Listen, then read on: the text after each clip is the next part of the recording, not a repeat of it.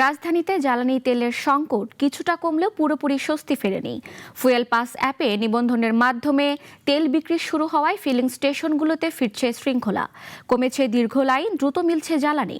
এর মধ্যে জ্বালানি তেলের দাম বাড়ায় আজ থেকে কার্যকর হয়েছে গণপরিবহনের নতুন ভাড়া। ফুয়েল পাস অ্যাপ নিবন্ধনের মাধ্যমে জ্বালানি তেল বিক্রি চালু হয় রাজধানীর ফিলিং স্টেশনগুলোতে ফিরেছে শৃঙ্খলা। রোববার সকালে রাজধানীর বিভিন্ন পাম্পে দেখা গেছে যানবাহনের সারি, তবে সেটি আগের কয়েকদিনের তুলনায় অনেকটাই কম।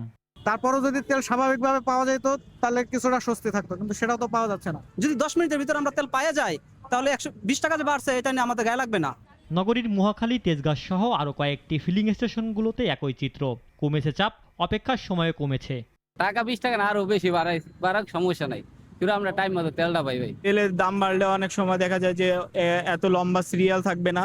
আমরা যাত্রী মানে যারা আমরা বাইক চালাই তাদের যদি হ্যাসেলটা কমে তাহলে এটা ঠিক আছে।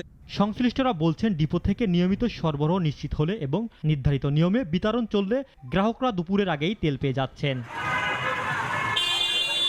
স্বস্তির এই চিত্রের মধ্যেই নতুন চাপ তৈরি করেছে জ্বালানি তেলের দাম বৃদ্ধি। দাম বাড়ার প্রভাব পড়েছে সরাসরি গণপরিবহনে। আজ থেকে রাজধানীতে কার্যকর হয়েছে বাসসহ বিভিন্ন গণপরিবহনের নতুন ভাড়া। আগে ভাই আমি 670 টাকা দিয়ে আসছি, এখন বরাবর 700 টাকা দ্বারা। কৃষি প্রধান দেশ, সেই দেশে মনে করো কৃষি কোনো দাম নেই, খেটে খাওয়া মানুষের কোনো দুঃখ দুর্দশা সরকার দেখে না। সরকার তো এটা ব্যর্থতা। হঠাৎ করে 50 টাকা বাড়ায় দেওয়া মানে আমাদের জন্য খুব, স্টুডেন্ট মানুষদের জন্য খুব টাফ হয়ে যাচ্ছে। একদিকে বাড়তি জ্বালানি খরচ, অন্যদিকে বাড়তি বাস ভাড়া।